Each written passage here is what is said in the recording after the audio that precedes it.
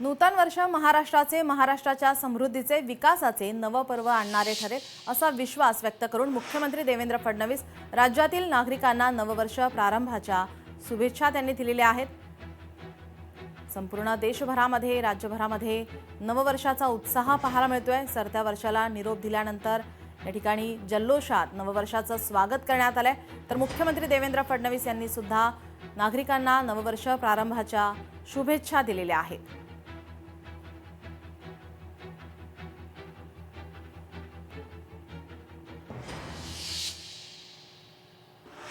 सरत्या वर्षाला निरोप देताना मुंबई, अयोध्या, प्रयागराज, ओडिशा, कन्याकुमारी, देहरादूनच्या समुद्र किनाऱ्यांवर लोक शेवटचा सूर्यास्त पाहण्यासाठी जमले होते।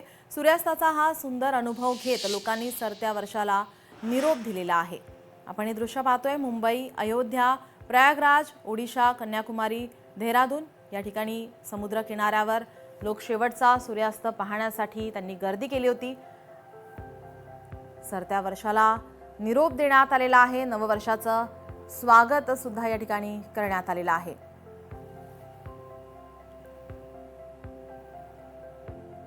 ही खास दृश्य लोकशाही मराठीच्या प्रेक्षकांसाठी मुंबई, अयोध्या, प्रयागराज, ओडिशा, कन्याकुमारी, देहरादून या ठिकाणी हा सूर्यास्त सरत्या वर्षाचा आणि त्यानंतर आज आपण पाहतोय नवीन वर्षाची जोरदार सुरुवात झाली आहे।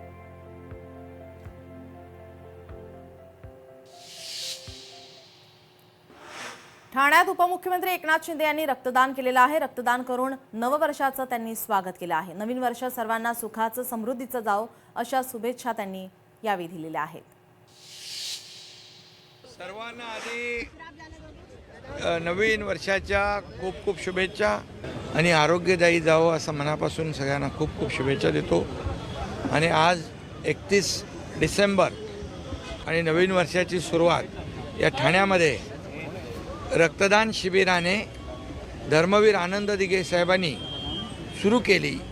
तोच उपक्रम आजही अविरतपणे सुरू आहे रक्तदानाचा आणि सर्व रक्तदात्यांना देखील मी शुभेच्छा देतो, मनापासून त्यांचं अभिनंदन करतो।